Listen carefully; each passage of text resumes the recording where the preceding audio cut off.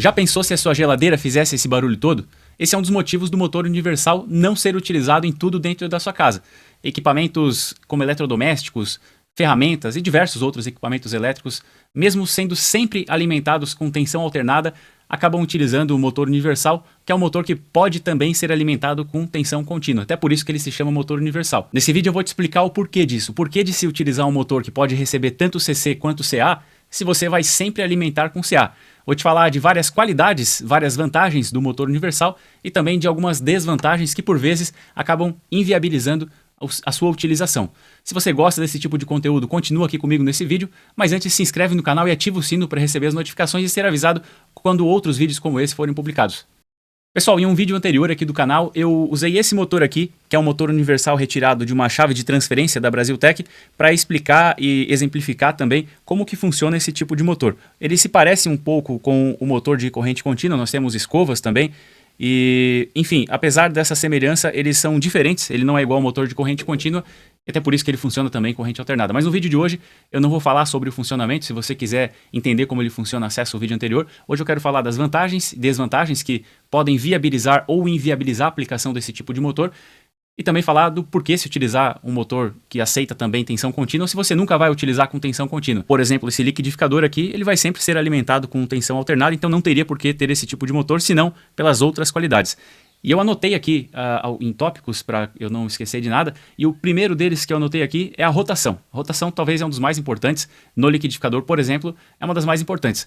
No motor de tensão alternada, motor de indução, você tem a limitação da velocidade pela frequência da rede. Então, se você não utilizar um inversor de frequência, você vai ter 60 Hz, e esses 60 Hz limitam a velocidade do motor a 3.600 rotações. Se o motor for de 2 polos, 3.600 rotações. Se for motor de 4 polos, é metade disso, né? 1.800. E por aí vai. Se for de 6, de 8 polos, a rotação vai ser menor ainda.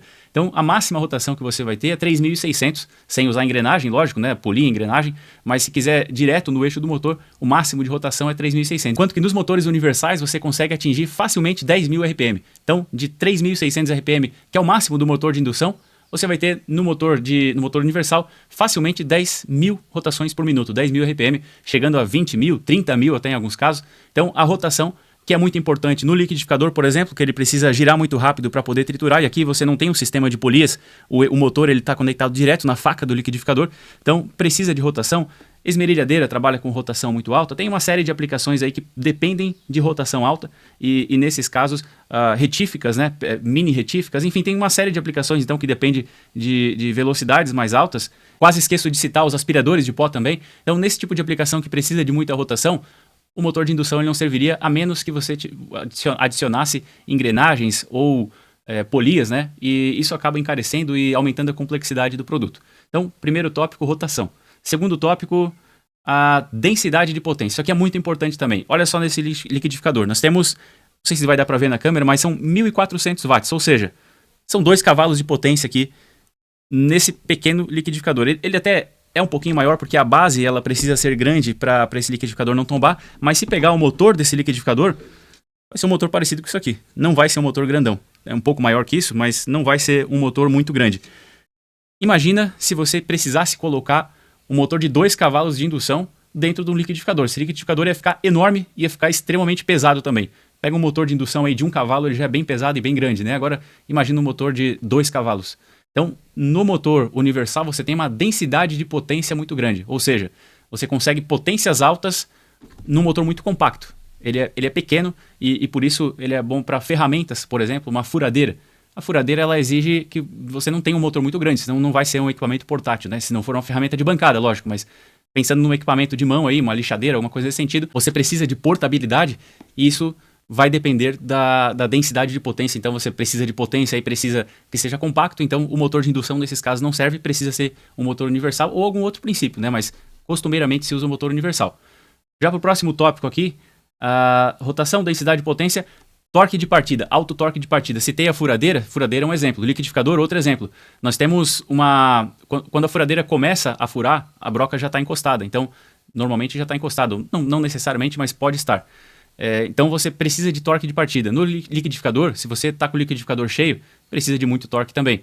Diversas outras aplicações, movimentação, por exemplo, um portão eletrônico.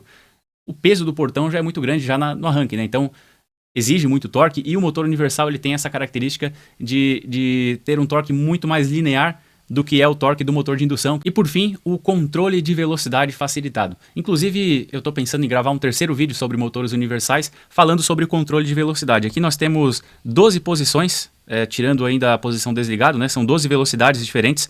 E esse controle que ele é muito simples, ele é feito somente com uma chavezinha dessa aqui e uma pouca eletrônica, que tem uma plaquinha pequena aqui atrás. Então, com pouquinha eletrônica é possível controlar a velocidade. Estou pensando em fazer mais um vídeo sobre motores universais, o terceiro e último vídeo aqui sobre o tema. Se você tem interesse, se você quer conhecer como funciona, posso ligar um osciloscópio aqui, medir a tensão que chega no motor para ver como ela chega, de que maneira que é controlada, a gente vai conseguir entender isso melhor. Se você tem interesse nesse vídeo, já deixa o like e comenta para eu saber que é do seu interesse. Agora falando então, voltando à questão do controle da velocidade, o motor de indução, para você controlar a velocidade, ou você tem um motor de dupla velocidade, que eles são bastante complexos, ou você tem um inversor de frequência, que no caso de um liquidificador se tornaria inviável ter um inversor de frequência para tocar esse motor.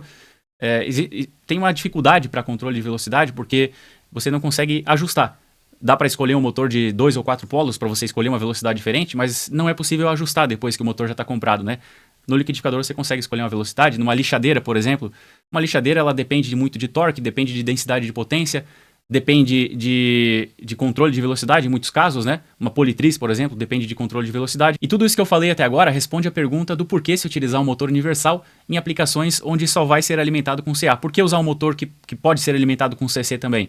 Por conta de todas essas vantagens que eu citei. O fato dele possibilitar algumas aplicações que o motor de indução tradicional não possibilitaria, já justifica a sua utilização. É um motor muito barato, então sem adicionar complexidade, sem adicionar custo, você consegue viabilizar aplicações que com o motor de indução ou outras alternativas talvez não fosse viável. Um motor muito barato, então essa é uma das vantagens também que eu acabei não citando anteriormente. Bom, e falando das desvantagens, né? Quais são? O motor universal, você já viu que ele é muito ruidoso, né? Então imagina a sua geladeira fazendo todo esse barulho, imagina o seu ar-condicionado fazendo todo esse barulho, um ventilador de parede, não tem como, né? Falando em ventilador, inclusive, já tem um vídeo falando sobre a regulação de velocidade nos ventiladores. Não é igual aqui no caso do motor do liquidificador, porque aqui é utilizado o motor universal, enquanto que no ventilador é utilizado um outro tipo de motor. É um motor de indução também, mas ele tem algumas particularidades para possibilitar o controle da velocidade. Tem vídeo, vou deixar o card aqui para quem quiser acessar. Mas voltando aqui para o caso do motor universal, imagina o seu ventilador fazendo todo esse barulho, seu ar-condicionado, sua geladeira, uma bomba d'água talvez, não tem como, né? Então, mas não é só o ruído. O ruído é um dos fatores, mas tem outros fatores também. Inclusive, no caso da geladeira, só o ruído já seria suficiente para inviabilizar a aplicação de um motor universal, mas tem outros fatores também que fazem com que o motor universal não seja viável nesses casos. Então, é o ruído, é o desgaste maior, a maior necessidade de manutenção nesse tipo de motor. Como ele tem escovas, é um motor que, assim como os motores de corrente contínua, eles têm escovas que precisam ser substituídas com alguma frequência. Imagina se você tivesse que ficar tirando o motor da geladeira para trocar essas escovas. Isso seria bastante ruim, né? Então, para que não haja necessidade de manutenção constante, o motor de indução ele é muito superior, ele faz menos barulho, ele depende menos de manutenção, apesar de ser mais pesado, ele é mais eficiente. O motor universal ele gasta mais energia, ele é menos eficiente do que um motor de indução. Então, para ar-condicionado, para geladeira, essas coisas que ficam ligadas por muito tempo, se você tiver um gasto de energia maior, às vezes já inviabiliza também, né? Tem mais um ponto importante, que é o ruído na rede, o ruído eletromagnético causado pelos motores universais. Como tem a comutação das escovas, isso acaba gerando picos, e esses picos eles podem causar problemas, eles pioram a sua rede, isso é fato. E essa piora pode causar problemas em outros equipamentos. Não é assim também, vai ligar um motor e vai estragar, mas se você ligar vários motores universais, a sua rede ela vai ficar muito mais poluída e pode gerar algum problema sim. O ruído harmônico ele não necessariamente vai causar algum problema imediato, mas no longo prazo, com certeza ele é negativo e ele pode trazer sim problemas. E a última desvantagem que eu gostaria de trazer tem relação com uma vantagem também, que é o controle de velocidade. O controle de velocidade ele é mais fácil no motor universal, porém no motor universal essa velocidade ela se torna sensível à carga.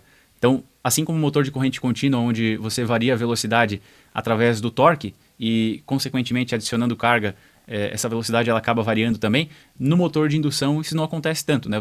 Lógico, pode haver uma variação da velocidade por conta do escorregamento, com mais carga vai haver mais escorregamento, mas essa velocidade diminui muito pouco. Acontece que no motor universal você tem uma variação maior e em muitos casos isso pode ser um problema, sim.